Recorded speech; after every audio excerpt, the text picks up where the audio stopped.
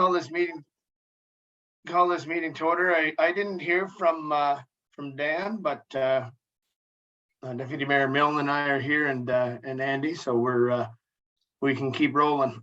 So I will call this meeting to order. I have an adoption of the agenda, a recommendation that the agenda for the July 5th, 2022 Township of Wellington North Rec Parks and Leisure Committee meeting be accepted and passed.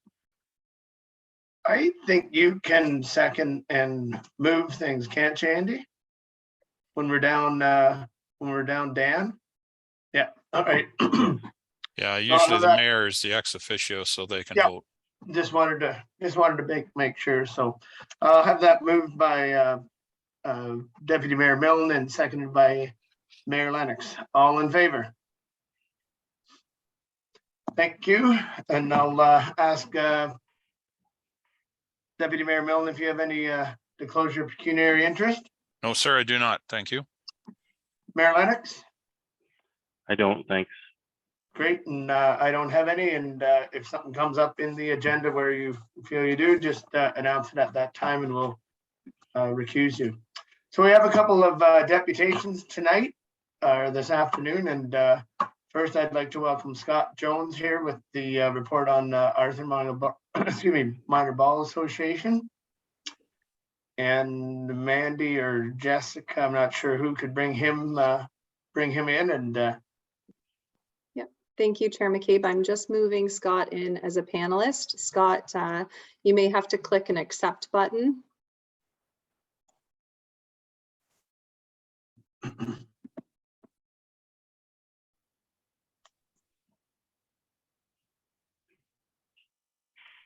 Looks like he's coming on board there now.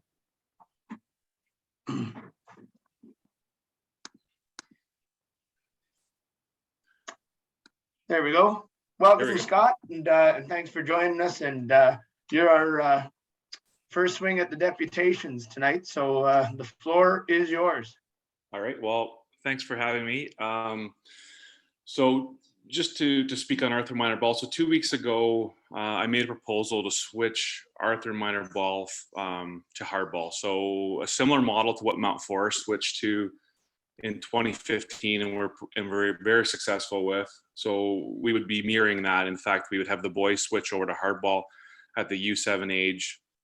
The girls would continue on through the fast pitch program.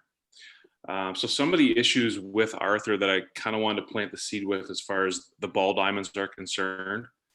The first being our proposal would be to switch over at the 2013 age group, or the U13 age group. So that at that age, the ball diamond is fine as it sits. I'll speak shortly on some of the upgrades that I think are needed in the long term. But the U13 age group would be fine as far as the ball diamond is concerned. As we move into the U15 age group, they move to 90-foot bases. The infield in Arthur, both of Arthur's diamonds would be too small. So my proposal is that we extend the infield grass on B diamond in Arthur to allow for 90-foot bases and allow us to play U15 hardball in Arthur. Talking with Scott Corrigan in Mount Forest, in the short term, we would probably look at joining Arthur Mount Forest at the U18 age group, because Mount Forest has the ball diamond size to allow for it. We would split some time on practice just to alleviate some travel time between the two centers.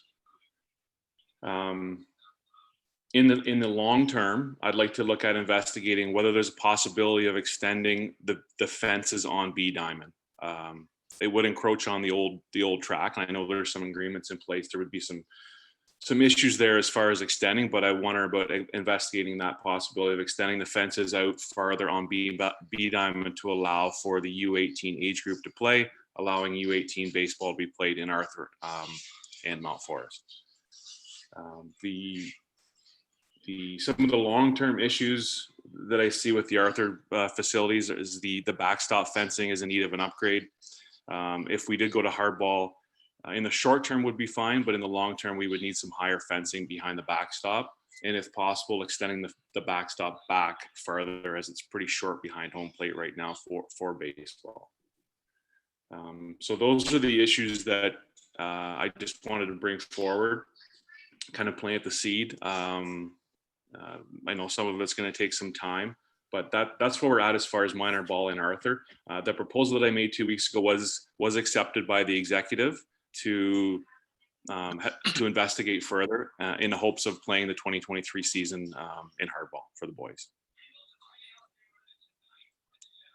All right, thank you for that, Scott. Any questions from Andy or Brian? Yeah, go ahead, Andy. I just want to make sure I understand the timelines. So for next season's ball, if everything were to go as planned, the requirements would be the infield would need to be extended as a minimum. Do I understand that correctly? So actually, we could probably get away with the 2023 season without extending the infield grass. I know it takes some time for costing and to do those improvements, because the U15 age group is where it's critical. We'd have to have the grass cut back to allow for the 90-foot bases. U13 would be able to get away with the existing facility as it sits right now for the 2023 season. 2024 would be the target for the infield grass. And by cutting the grass back, you mean like cutting it and then gravel or putting the infield out that much further? Is that right, Scott? That's correct. So you'd have to cut the grass back. And I would have to look into it. It's about 20 feet approximately. We have to finalize that for sure. About 20 feet would need cut out with infield dirt placed in there and to extend that out. All right, thank you for that. Brian, or any questions or? No, if we can make this work, I'd love to hear from Tom what his thoughts are, of course, but Yeah. maybe the course of action, Mr. Chair, is to have Tom bring a report back on this. Is that? Yeah, I have a couple of quick questions for Scott, and then yeah, we'll get give staff some direction on this for sure. So if you move the infield back, does that mean the light standards have to move back as you go forward, like further to U18 or U15, sorry, and then U18, or? So just moving the infield grass, I don't believe would affect the light standards. To move the fences back for U18, if that was an option that we had going forward in the future, yes, the outfield light standards would have to be pushed back. Okay. All righty. Yeah, so you mentioned about kind of joining leagues with Mount Forest that use the Donald Diamond. And are the diamonds at the Sportsplex in Mount Forest, are they good to go? According to Scott, I haven't seen them personally. He's saying yes, they're able to play U18 ball in Mount Forest, and I'm not sure which facility they're using for U18. He was open to not a formal amalgamation, but whether it's a memorandum of understanding for the U18 age group only until Arthur maybe long-term builds a bigger facility, or we are able to push out B diamonds as fences. Yeah.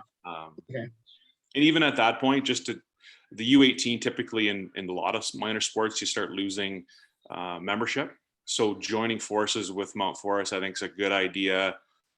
Whether we have facilities in both Arthur and Mount Forest, and we could switch playing times, just because that's when membership does typically trail off in that age group. So it would help both our municipalities. Well, I imagine, yeah, they're going to college or university or something like that. So that's probably the reason for the trail off. Like, are you in the long, and maybe I didn't hear you, in the long run, would you think there was like a Wellington North team or a Mount Forest Arthur in a hardball league, or what's, not trying to put the cart before the horse, but I just want to make sure it's sustainable. To be honest, the discussion about like a formal amalgamation hasn't taken place. It would be Arthur and Mount Forest would be independent entirely, except for the U18 age group, where there would be an understanding where that age group would join together, just because of the facilities in Arthur, also the lack of membership in both centers at that age group. We do project, and talking to other municipalities, that registration potentially could increase with hardball. According to other municipalities, that has happened. That could be an issue as well with diamond, just simply diamond time. But that'd be a good problem to have. Yeah, I was just going to say, so there could be some sustainability here. Like, I mean, as both of our the big urban centers in Wellington North grow, hopefully there'll be players that'll continue to play hardball. And so what's the big difference, Scott, between softball or fast pitch or windmill to hardball, just in terms of like why we need, like not why we need it, but is there a big difference between how it's done now and how we could have it? Like, are you thinking like there's no softball for boys U13, U15, U18, or what? Like, what's the? So in my proposal to minor ball, it addressed those issues that you talked about. So essentially, the main reason why we're looking at switching is after minor softball or after minor fast pitch, there's not much for the boys to play. So a lot of Canadian universities, American universities, pro ball, there's all kinds of opportunities for hardball, for baseball, for boys to continue on post minor sports. Girls, all kinds of opportunities, whether it's college, US college, Olympics, for girls to play fast pitch beyond minor sports, where the boys is very limited. So that was one of the big drivers for the change. We also wanted to compete with some of the other sports as far as, lacrosse and soccer. And a lot of the kids they want to see what's on TV. They want to see what the Blue Jays are playing. They want to play hardball essentially. So that was the main driver behind it. The other main driver was other centers. So some of the centers around us have folded. Hillsburg's one, Walkerton almost did. We only have, in my U11 league that I coach right now, we have 12 teams in the league. To give you a comparison, the U11 WOBA, which we would join, has 31 teams. So there's significantly more centers are playing hardball. Gives us more opportunity for competition, tournament options. It's also very well supported with Baseball Canada, Ontario Canada, as far as programs to support our coaches. So, and a lot of it's online resource. So some parents that don't have a lot of background in baseball, they could still, jump onto Baseball Canada, Ontario Baseball, and be able to look at drills and look at plans as far as running practices. So it's very well supported in that regard, which is another reason why we looked at the change. Okay, thank you. Tom, do you want to weigh in on this as well while we have Scott here?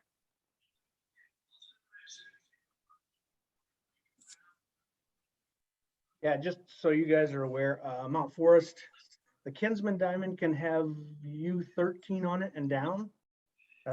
They're big enough for that. U8, U5, U15 and U18, they play at the Cork Street Diamond. It's big enough to have 90-foot base paths. Outfield is only 250 feet. So my assumption is that U18, there's probably a lot of home runs, but that's something they deal with. The field in Arthur, B Diamond we've been talking about. I think we got to push the grass back 15 feet and we'd have enough for a 90-foot base paths down there. Okay. So we'd have to cut 15 feet of grass out, put stone dust into it. Pushing the backstop back may encroach on wiring for lighting and may encroach on, if I'm correct, and I watched the ball game down there on the weekend when I was down there, I think one of the light standards is tight to the fence. So we may have to move that. Outfield, to move it back to the right distance, we'd have to move light standards too. Right, and that would probably encroach a little bit on some agreement that we have with the Ag Society in Arthur. I mean, you would lose C Diamond, a large portion of C Diamond. Okay. I don't know the measurements. I didn't measure that. So I measured it out just to give you an idea. And my youngest plays on C Diamond a fair bit. C Diamond, based on where the kids are hitting the ball, or 99% of the ball, it wouldn't really affect C Diamond as far as those kids and how far they hit the ball. They just don't go that far. Even if we pushed B Diamond at 100 feet in center field, it still wouldn't come close to affecting their play of field in C Diamond. Okay. All right, and Matt, thank you, Tom. I saw that you're on, open up your camera, Matt, if you want to comment. Yeah, thanks, Chair McCabe. Yeah, I was just going to suggest that like a staff report, if that's what committee wanted, would make a lot of steps for it. A next step for this, just to yeah, start figuring out maybe what some costing would look like, maybe funding opportunities, and yeah, have staff go out there and take some measurements and see exactly what we're up against. But it sounds like Tom's done a bit of homework, but probably putting that all into a report just so it can be reviewed in a future committee meeting is, I would just offer that might make a lot of sense. I think that's what I would push for. Andy or Brian, I think if we can get some more information on this, bring it back to a future meeting. I think if you're all right with that, staff has a direction to look into this a little bit further, and like Matt said, do some measurements. Not that we don't trust your measurements, Scott, but we'll do that on our own as well. So if any other questions or comments for Scott while we have him on here?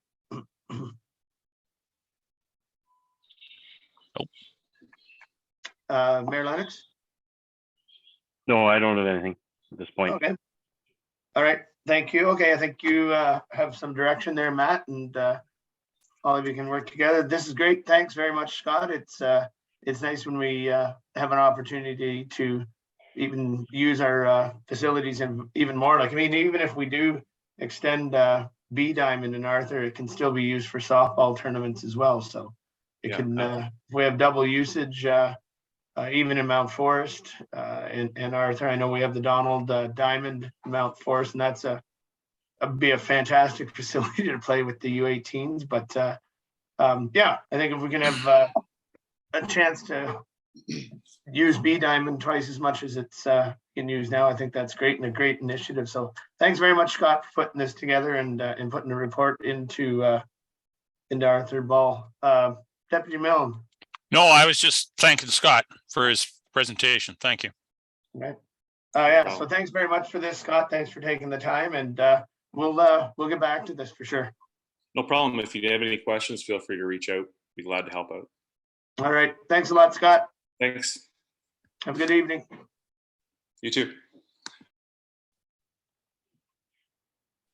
All righty. And next up, we have the deputation from the Mount Forest Lions Club. And don't know if we have anyone here to actually speak to this, Mandy, do we? Sorry. I just haven't looked at the attendees list yet.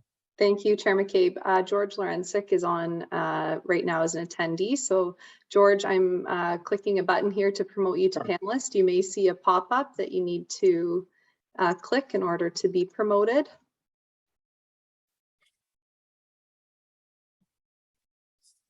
Okay, and I believe he is now in here.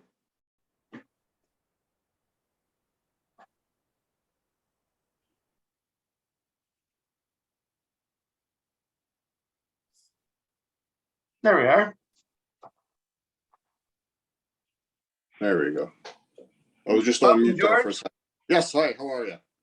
Well, how are you? Very well, thank you. Good. Thanks for making the time to join us. I like to introduce you to Mayor Lennox and Deputy Mayor Milne, and Councillor Yake is unavailable for this meeting, but I'm sure he knows the score already. So I will pass the floor over to you, George. Okay, thank you. Basically, what we're looking for is, in my deputation, I stated that the Mount Forest Lions Club. Now, we have been meeting at the Legion for the past number of years. I just moved up here back in 2018, so I don't know where they met before that, but we've been meeting at the Legion. So there's been some changes at the Legion there. So now we've moved our meetings up into the lower leisure hall, as well as we have our executive meetings over there on Thursday evenings. So starting this September, we're going to be in the lower leisure room. And I looked around in the meeting room, and I've seen other groups come in, and they've been bringing in projectors, and there's a screen there, whatever, for using a laptop. But one of the initiatives that the Lions Club has is, we're out there to try to even promote the environment as well. So as people, and one of the reasons I'd like to get a TV screen in there so that we can go in with a laptop and do our presentations on a big screen TV. We're going to be bringing in guest speakers or whatnot in there as well too. So I just thought an opportunity to modernize the facility there a little bit more, that we get the TV mounted on the wall in there, and yeah, and then the Lions would pay for it and put up just a sign basically saying that, you know, rather than calling it Lower Leisure Room, we would call it the Mount Forest Lions Den, or, you know, the Mount Forest Lions Club, you know, meeting dinner, or whatever, you know, we could sort of finalize the actual verbiage on that. One of the other things we've done, and I know there's always concern about, you know, sort of, I guess, paying the price of the piper, and you know, how much a naming rights cost. But I've been in discussions with Tom and Nick as well about the Bill Moody Park, putting in some decent picnic tables in the pavilion over there. So I've noticed that the tables that are there, some of them are a little bit more aged, and they're starting to show the wear and tear. And I've noticed that a lot of people like to take those tables out and put them underneath some of the playground apparatus that's there as well. So, you know, we're looking at sort of heavier gauge tables that can be either mounted to the floor, or, you know, just sort of, they'll be a little bit more difficult to move. So, you know, we've talked about putting some tables in there over the next couple of years. And we've also talked about putting in a tree into the park there, because we've been doing a lot of work with diabetes, and actually we did so well in 2021 that we won an award with the with the Lions Club for our initiatives at donating money to a diabetes camp up in Northern Ontario. So we were presented with a sort of symbolic tree. So we put that in the park as well too. So yeah, so basically, you know, we're looking at sort of just bringing the Lower Leisure Room up a notch, and then just for some recognition, putting on there, you know, the Mount Forest Club, or the Mount Forest Lions Den as the name of the hall. Thank you for that, George. I like the idea of the Lions Den. That's pretty neat. I hadn't heard that one yet. Mayor Lennox or Deputy Mayor Milne, any questions or comments for George? Go ahead. I'm just not entirely clear. Which room are we talking about in the arena there? You know where the bingo goes on in the auditorium, where the Stag and Does go on in Mount Forest? If you were to come through the eastern parking lot, where it's half gravel, walk into the doors, it's to your, the big hall is to the left. The one that George is talking to is to your right. To the right, okay. That's where we had the pool public meeting. Right, okay, yep. We've had a few meetings there. Got it, thank you. No, I have no other questions. I think it's a great idea. All right, thanks, Brian. Andy? Just a comment, and we have a report coming forward in our agenda, George, that talks about naming rights, and we might defer this decision pending some more information around naming rights, because we have some other issues, of course, with the pool, where we're having some of those discussions. Sure. Is the timing of this critical to the Lions Club? No, not at all. Not at all. Yeah, again, it was just one of these things that I just took over as president. Vern is now the past president. I've taken over the club, and I just started looking around, and, you know, things that we can do for the community to, you know, just even enhance the Lions Club name as well too. So just so, you know, it just shows that that we are involved in the community, and putting you know, just a simple little sign on there to change the name over a bit. So Great, and thank you, George. That's one question that I had was, what are your timelines? And congratulations on becoming the new president. Thank you, thank you. Yeah, and like Mayor Lennox said, we are actually talking about naming rights a little further, and then as he alluded to, we're talking about naming rights for the Mount Forest pool that's going to be hopefully going in soon, and then which will hopefully set a policy for the whole township. So sure. Okay. Matt, did you want to weigh in on this? I see your video was up. Yep. Yeah. Thanks, Chair McCabe. Mayor Lennox had mentioned just that there is a report in the agenda package, and it kind of refers to just the ongoing conversation with respect to naming rights. The other thing that's out there from a naming perspective is that the Lions are currently working on coming up with a name for the Mount Forest splash pad. Mhm. So that's something that's kind of, because of COVID, the grand opening really never happened. But I think at some point in time in the near future, the Lions will be coming, just looking for an endorsement from this committee with respect to the naming related to the splash pad that exists in Mount Forest. So I don't know if you have any other information on that, George, you'd want to share, or? Yeah, if I was gonna say, funny you should mention it, because I have something here. Yeah, when we first started developing or doing the fundraising for the splash pad, we've got again, and again, you can put this on the agenda for next year as well, as in May of next year, the Mount Forest Lions Club is celebrating 85 years of service to the town of Mount Forest. So we're planning some celebrations for May of next year. But anyway, coming back to this year, we've got two members that were very, very active in the club over the years. And one is Dennis McDonald, and the other one is Wilson Schwinn. So what we had planned on doing was naming the splash pad pool the Wilson, or the Schwinn McDonald splash pad. So we were going to erect the sign, get it done through Mark Apparel, who I'm understanding has done the other signs, and it would just be a simple 2x6 sign that would say, this pool or this splash pad is dedicated to the service of, Dennis McDonald and Wilson Schwinn. So that was something that I thought had been in the works, but it wasn't. So I just thought, we told these two gentlemen that we were going to be doing this. So I just started pursuing it and found out that nothing had been done about it through the Lions Club. But I was under the impression that it was. But anyway, long story short, we just wanted to put up a dedication sign, and that would be, whatever time if we could get that done, whether we get it timely for this year, it would be great for this year. But yeah, I mean, it's the pools, but the splash pad's been open for a while, and if we could get it done for before the kids go back to school and the pool shuts down for the fall, we'd do a dedication to these two gentlemen for the splash pad. So Yeah, carry on, Matt.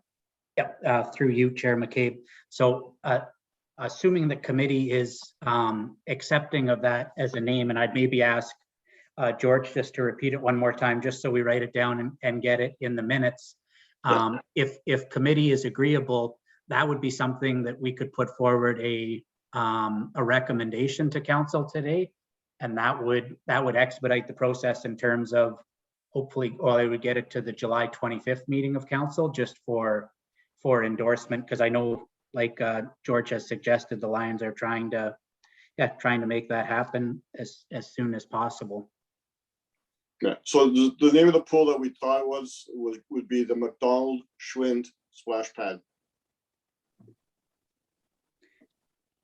So McDonald and Schwinn splash Yeah, pad. McDonald Schwinn splash pad. Yeah. So a hyphen, George, or? Yes. Yeah. Okay.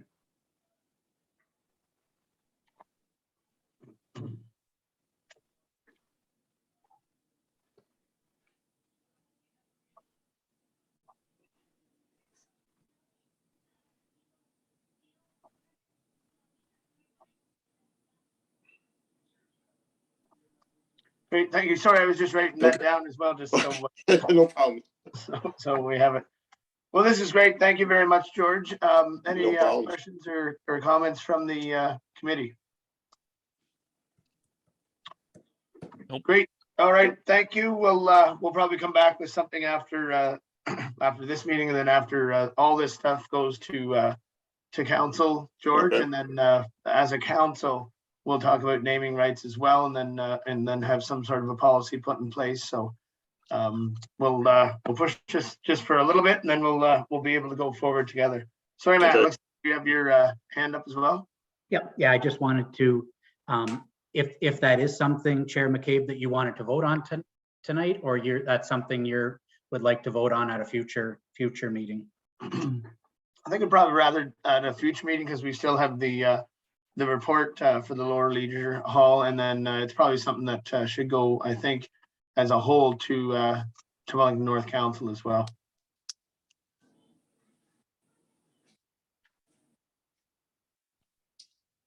All right. Thank you very much, George. Thanks for No joining problem. us. And thanks for the initiative. No And problem. yeah, we'll stay tuned and we'll get back to you for sure. You'll be hearing lots from me this year too. All right, that sounds good. Again, Take welcome care. to your tenure. Take care. Thank you. All right, moving on. We have a recommendation that the Rex Park and Leisure Committee receive the minutes of the June 7th, 2022 committee meeting. I'll say that was moved by Mayor Lennox and seconded by Deputy Mayor Milne. All in favor? Thank you very much. And moving forward, do we have any business arising from those minutes? I have none. Deputy Mayor Milne? No, sir. Thank you. Mayor Lennox? Seeing none. I don't know if we have any ad hoc committee updates. I don't see any listed, so we'll go right into the reports, and we have the naming rights for the Lower Leisure Hall in Mount Forest Sportsplex. So I'll pass that over to you, Matt. Yep. Yeah, thanks, Chair McCabe. So again, the recommendation that's before you, the report kind of provided some background with respect to what we've done recently with respect to some naming rights. But given the conversation specifically last week at council, the recommendation really defers a decision on the naming rights there just until council has a little bit more opportunity to have conversation with respect to naming rights, with the idea that if there is a resulting policy or council direction, that could be applied to this situation. So other than that, happy to answer any questions with respect to the report, but it's just a staff report related to George's deputation. Great, and thank you for that, Matt. And I think having some sort of a policy in effect will help future decisions as well for any naming rights going forward, big or small. Brian, I think I saw your hand up. Yep, go ahead. Yeah, thank you, Steve. Matt, if I recall correctly, when the arena was first built, was there not a policy around naming rights that was in place at that time? Maybe it has lapsed, I don't know, but there was a number of portions of the arena or the complex that were named at the time. Is that naming policy not in effect any longer? Go ahead, Matt. Yeah, through you, Chair McCabe. So that's something that the clerk's department we could look at a little more. I guess in asking around, it sounds like the Plume Room was sort of a dedication in terms of to acknowledge Bev Plume's efforts as it relates to the Mount Forest Arena. And the other thing that I've heard talked about is it's not the concession room, but maybe the skating store that's there and there was money exchanged, I think, for those naming rights. But I can't say that I've been able to narrow down at the township yet if there was a policy or even what the donation was or what the financial arrangement was with respect to the naming of that skate store. But the Plume Room was kind of a little different circumstance where it was sort of a dedication or dedicated to someone who was very involved with the build of that. But to your point, that's something that I can do a bit more research on to see if there was one. Yeah, I'm pretty sure there was something put in place because there was an option. You could, pay a sum of money and have a dressing room, one of the dressing rooms named, and then there was, the various halls could be named. Maybe they never were. Maybe the policy had a lapse date. I don't know, but I'm pretty sure there was something in place, particularly when the arena was being constructed as a fundraising effort to raise funds for the facility, that there was naming rights made available.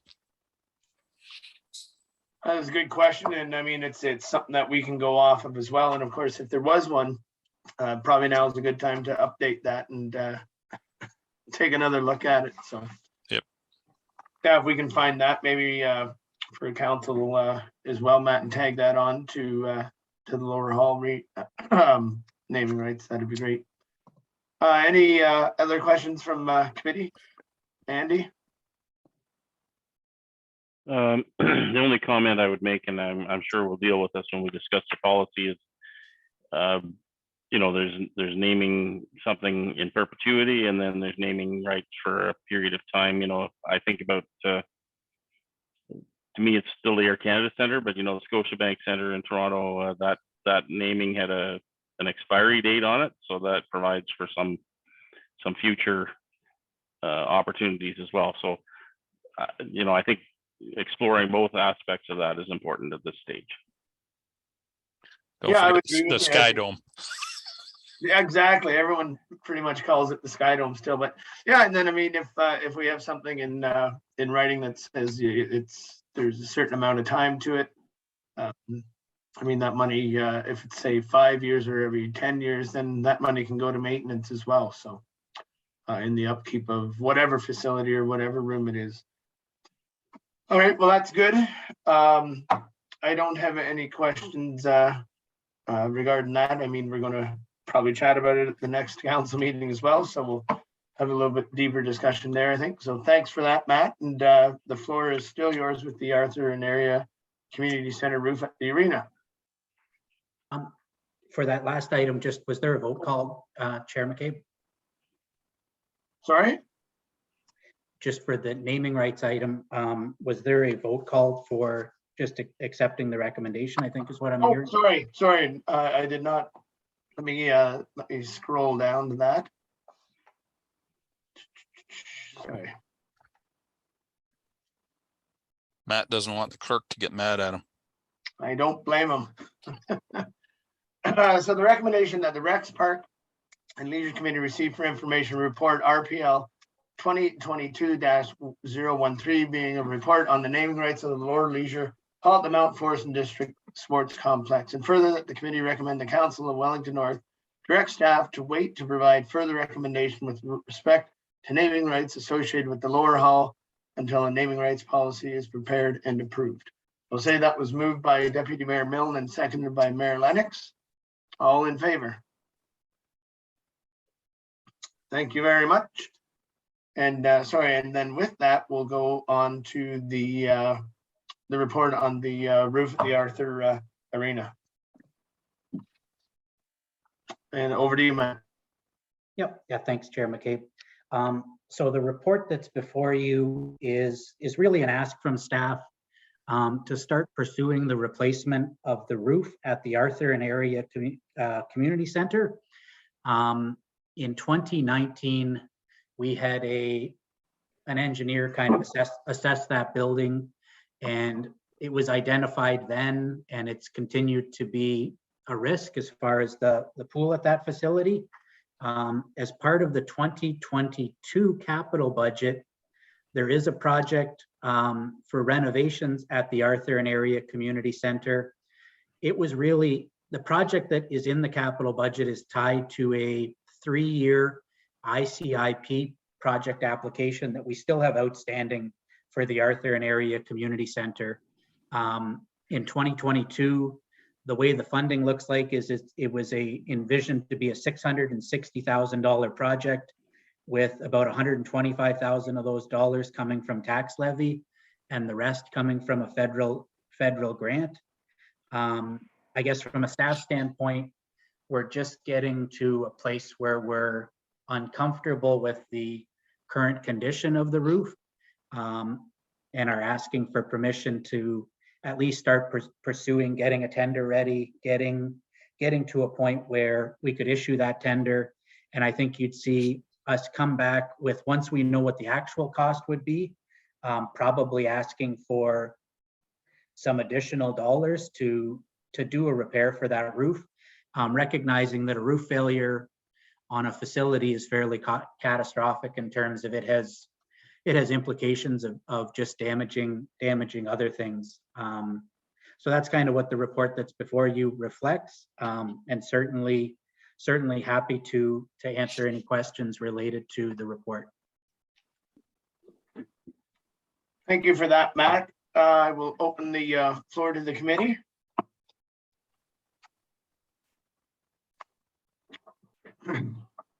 Go ahead, Andy. I just wanted to clarify in your verbiage, Matt, you referenced a roof replacement, but if I I read the report correctly, it's not a complete replacement, it's a overlay to the roof. I just want to make sure I understand exactly what the scope of work is. Yep. Yeah, through you, Chair McCabe.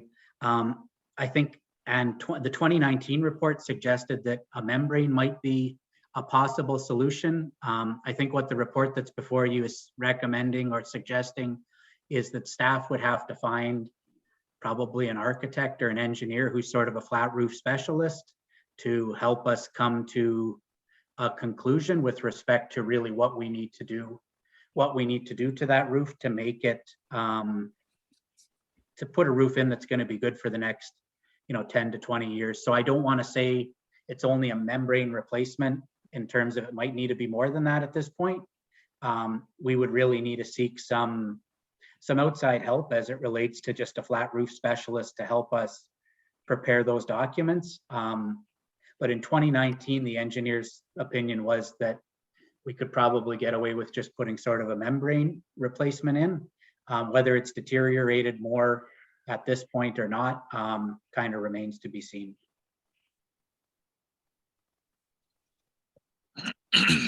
Go ahead, Andy. So just want to again make sure I understand correctly. You referenced the 120,000 of capital spend that we put in the budget for 2022, but I think you're suggesting the scope of work is going to be in the neighborhood of 350,000. So that's about a $230,000 difference. Were you anticipating that to be something part of 2022 expenditures or something that we would be committing to early for 2023 budget? I think it kind of depends at what we anticipate the number coming back with and what the assessment kind of when we bring someone in to take a closer look at it, what their recommendation is. So it's something that there's a possibility that later in 2022 we would come back and say this is what we found having looked into it more. We really think we need to do this because the risk is that it it fails this winter, or it might be something that we include in the 2023 budget, and it's really something that we need to, regardless of maybe external funding related to grants, that we need to move on, or again, we risk kind of, I guess, just the roof causing further damage at the facility. I'm not sure I answered your question entirely. I think from a staff standpoint, if we could do it in 2022, we would like to, but we acknowledge that given that there's only been $125,000 really funded for this project, that might not be a possibility. If we engage someone and we're able to find a say $175,000 solution that would repair what we have, we would probably come back to committee and council to see if that's an option. If it's a $400,000 option or solution at this point, we would probably defer and put that as part of a 2023 project. So it's all kind of contingent on, I think we should probably have someone look at it because, I mean, you read the reports and there's bubbling and then there's eavesdrop that are higher than the roof. So they're not doing anything or not effective. And then there's some downspouts that are just completely clogged. What do we have in, we have a facility maintenance. Is it a reserve, Matt, or what do you call that?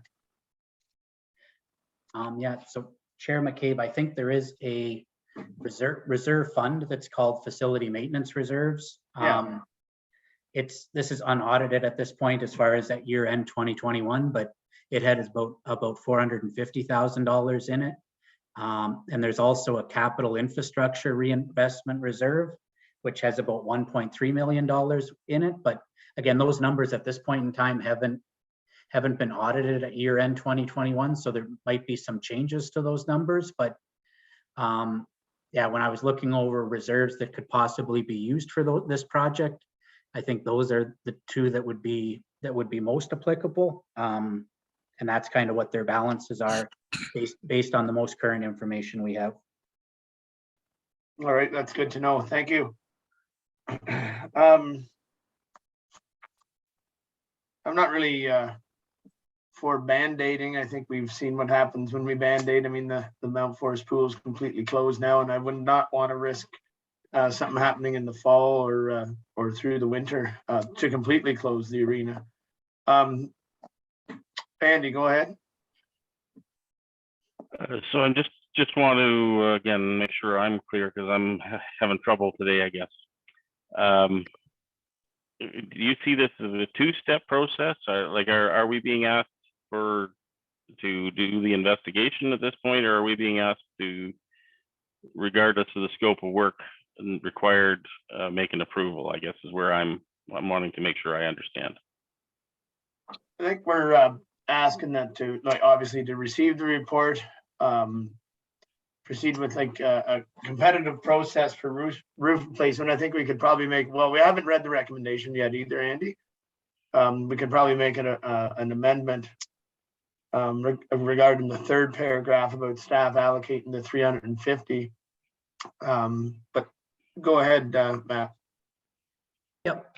Thanks, Chair McCabe. I'm just looking at the recommendation again, and yeah, to Mayor Lennox's point, I think the intent of the recommendation was to kind of start the project moving forward.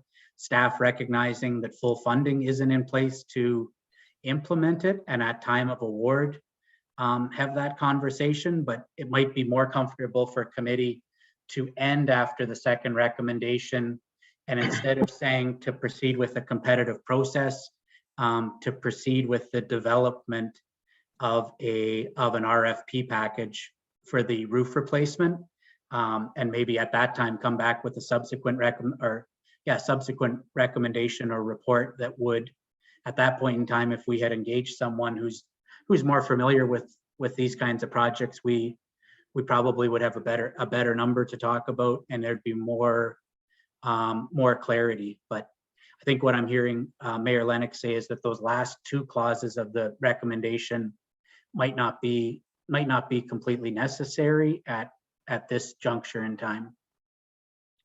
Yeah, I think we need to see what we're looking at before we authorize anything going forward. I'd like to see someone maybe get on the roof and, like you say, an expert in flat roof construction or rehabilitation, and then go from there.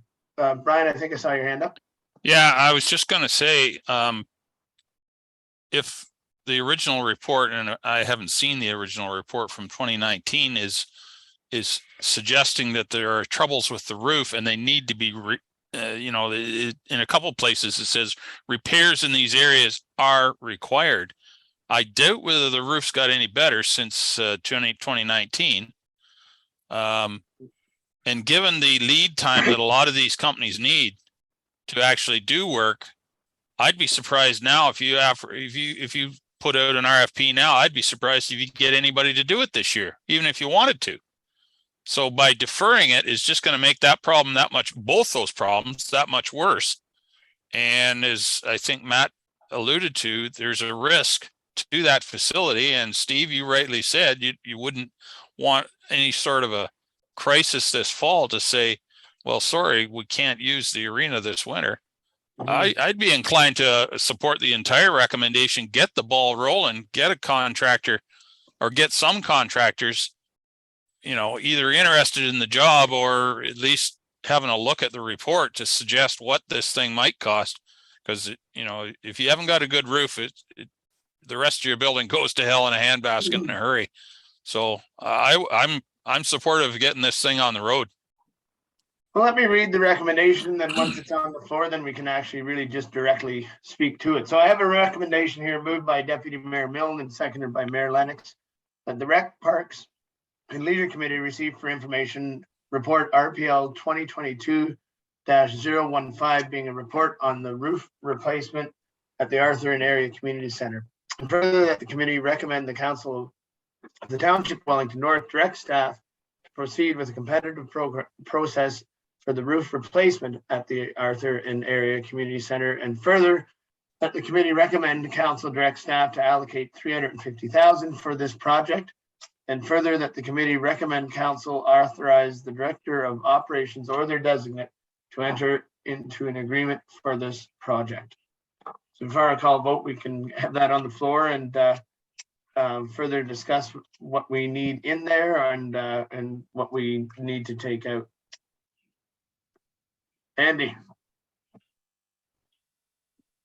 Yeah, I wasn't trying to suggest that I was wanting to slow the process down. I just wanted to make sure I understood what needed to happen. Yep. As long as, you know, I guess where I was struggling is if we're not sure of the scope of work, does that change the contractor or contractors that would be eligible to do the work? So I was just, I'm no flat roof expert by any means, and I'm just I just wondered whether we needed to do an evaluation step before we start involving potential contractors. That was really where my head was at. I can't imagine we'd put anyone up on the roof that would just evaluate it.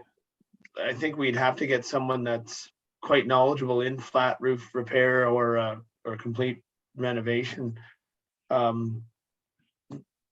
Whether it's for 100,000, say that was the magic number, or 350,000, I think that person would still be hopefully qualified enough to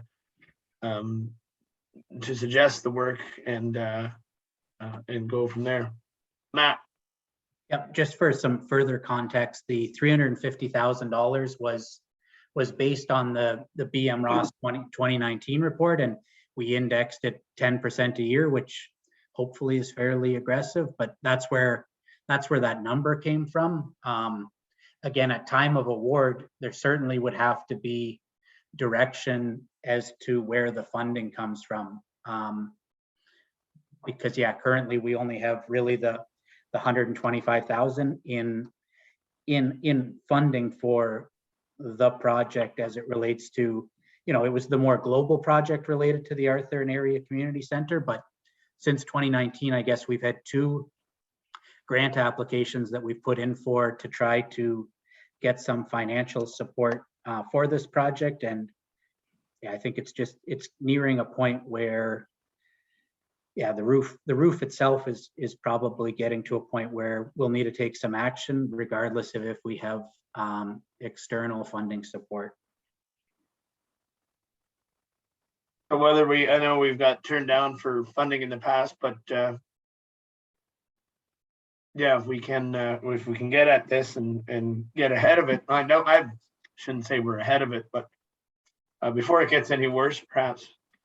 Tom, what are your thoughts on this? I thought I better ask you. Have you been up on the roof lately or had a chance? Yeah, I've been up to visit. The blistering on it, that's what scares me. Just a little background on this. This roof was completed before I started here over 20 years ago. I'm going to say 22 to 23 years ago. It's been on my radar for probably the last 5 years that we would have to do some work on it. It's getting to the point now where, yeah, hopefully, like Matt said, it's more minor. We'd rip off the skin off the top, put a new skin on, but if we get into some leaks, it will be more than that. That will be insulation coming out and possible damage inside. All right. Okay, thank you. Any other questions or comments from the committee? All right, I'll call for the vote on this recommendation. All in favor? Great, thank you, and thank you for the good chat and discussion on this and points brought up. It'll obviously this is not the last time we'll see this, so we'll keep going forward with that. Thank you very much.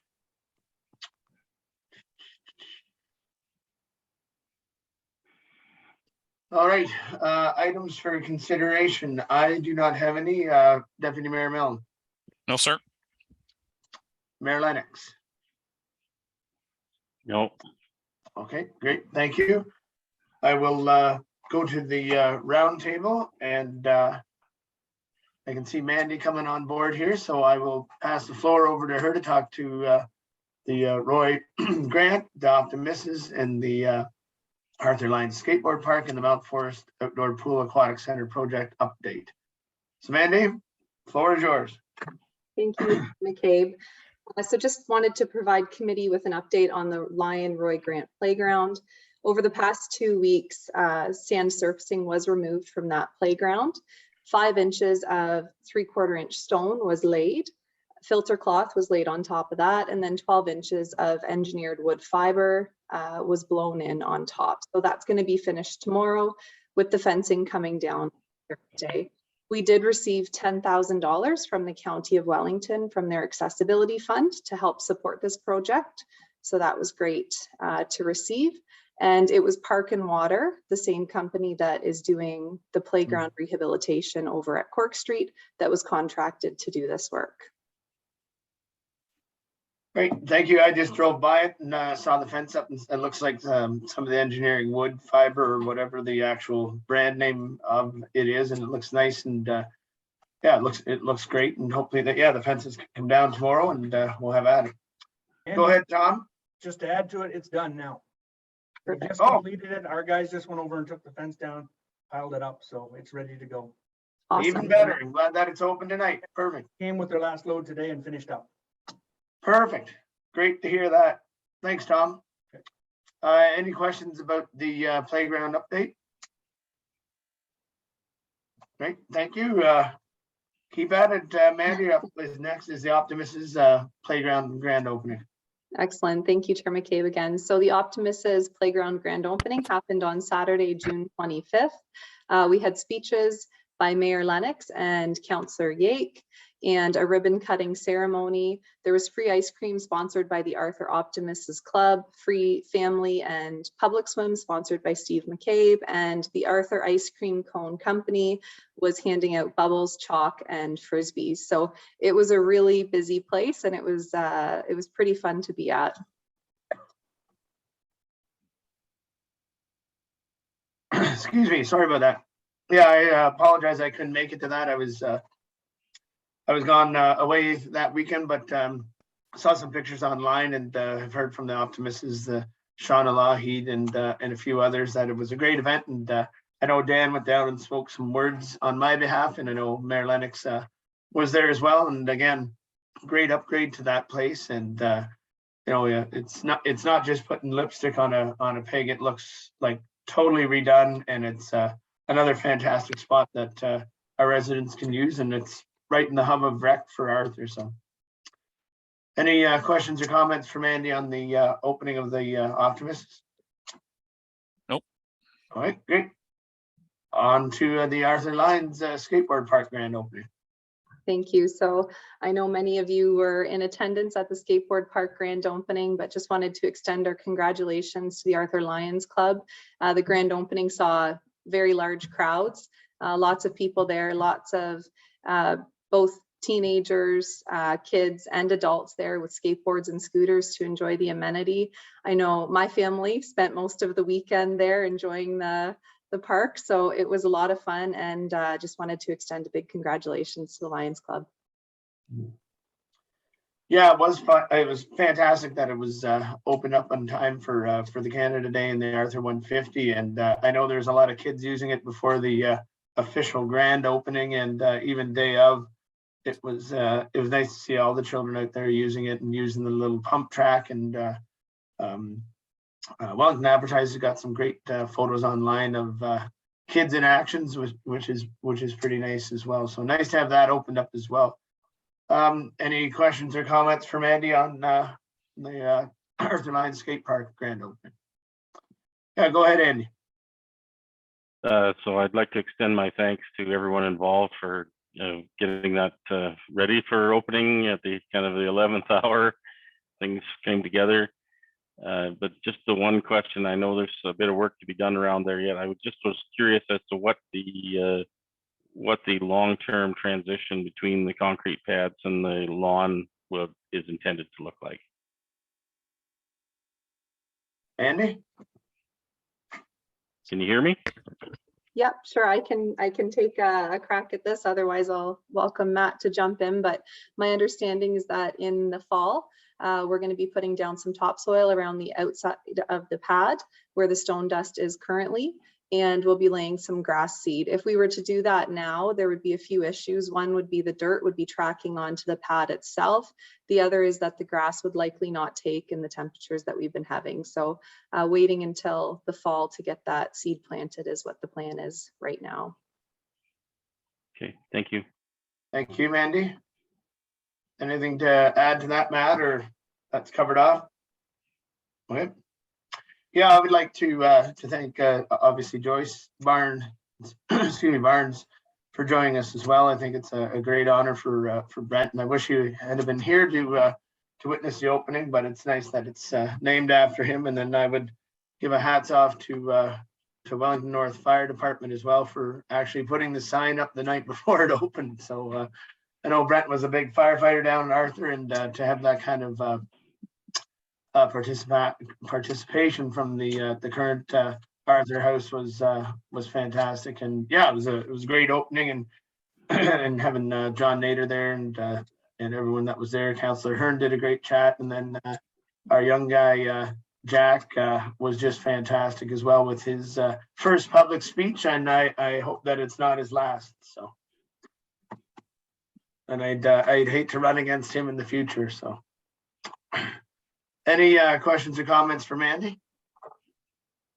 All right, on to the outdoor pool aquatic center project update. And I'll pass that over to you, Matt. Yep, thanks, Chair McCabe. And this one's an update probably for Member Milne more than anyone on the call. Just that there's been an ongoing conversation at council related to the Mount Forest Outdoor Pool and Aquatic Center.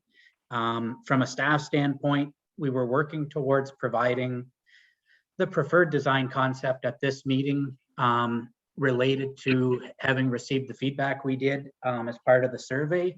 You're going to see in the package there is a design concept that's slightly different than all of the ones we have seen previously, but really where we're at is I think staff need to better understand what kind of council's wishes specifically as it relates to project financing and how project financing will have impact or influence on what the preferred design concept is. So those conversations are ongoing.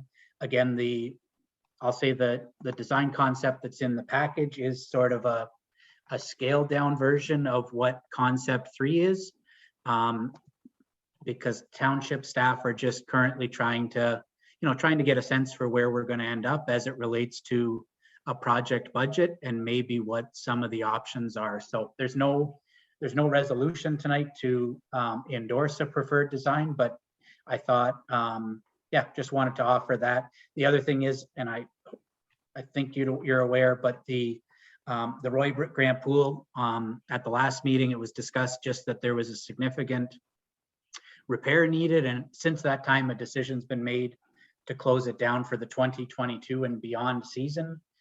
For the Roy Grant Pool, and that's again, that's kind of been an ongoing discussion at the council table, just related to the Mount Forest Pool and Aquatics. So just wanted to offer that for a little context in case you don't watch every Wellington North Council meeting. Strangely enough, I don't. So I did attend the meeting, the special meeting that Mayor Lennox called, and I believe council did the right thing in taking the recommendation of the rec committee, although that's not my call, of course, but it was a good meeting and I appreciated watching. And I appreciate you bringing this forward for my benefit. Thank you. Thank you, Matt. And that special meeting we had wasn't the nicest or wasn't the easiest meeting to have, but I think it's the right meeting to have. And I said in that meeting, there's no sense of throwing good money after a bad situation. And there's been a lot of people that I've chatted with since then up in Mount Forest, and I think we've made the right decision as well. So it's a tough one, but when Mr. Chair, if I could just ask a question, maybe Matt has an answer, or maybe Mayor Lennox. When can Southgate expect the letter? I'll tackle that one. Southgate has received a letter, and I Oh. suspect the staff, well, upon receipt of the letter, invited us to attend the council meeting. Excellent. Is that tomorrow morning? It's not tomorrow morning. It's the first meeting in August. I think the date is the 3rd, if I remember correctly. Excellent. Excellent. Well, that's good. I look forward to seeing you at the meeting. So you've got a month, Brian, to prepare. Yeah, I'll see what I got in my pocket that day. Good. Oh, that's good. Any other questions or comments with Matt's update? Yeah, go ahead, Andy. Just a question with the layout or design that was in the package. I know one of the comments that was made during the looking at preferred designs was around the serviceability from a lifeguard perspective, in that it, the layout that was proposed by the architect was going to be more difficult for lifeguards to be able to operate. Does this design 4, or if I can call it that, does it address that issue, make it more easy for lifeguards to be able to make sure everybody's kept safe? Of course, Matt. Yep, thanks, Chair McCabe. So this design is very similar to the existing pool. One thing I guess I've observed over the course of trying to develop these concepts is that architects like curves, and sometimes the curves present some blind spots. So I think there's minor improvements that can be made on this one, but generally speaking, I'll call it the top of the page or the north edge is the kind of thing we like from a lifeguard standpoint. And probably where that ramp is, we would have a little bit of an adjustment to make it just a little easier for the lifeguards to improve their sight lines. But I think this design that's before you is an improvement over probably all 3 of the concepts that have been presented previously. Yeah, so it would still, the detailed design would still look slightly different, I think, just to completely address that. But I think it's a big step forward. What's before you, then maybe the other 3 concepts just specifically related to lifeguard sightlines and visibility or sightlines. Okay, thank you. Great. Thank you, Matt. Thank you, Andy. Any other questions or comments for Matt? Right. I don't have any as well. It was good, nice to see the other concept for the pool as well. So with that, we'll move to adjournment, and I have a recommendation moved by Mayor Lennox, excuse me, seconded by Deputy Mayor Milne, that the Township of the Wellington North Recreation, Parks and Leisure Committee meeting of July 5th, 2022 be adjourned at 5:08 p.m. Any questions or comments before we call the vote? Seeing none, all in favor? Thank you very much, gentlemen, and for your attending, and thanks very much, Mandy and Jessica and Tom and Matt. And I don't know if Scott and George are here still, but thanks for their deputations as well. Good meeting, and thanks for making the time, and have a great evening, and have a great rest of the week. Thanks Take again. care, all. Thank Ciao. you.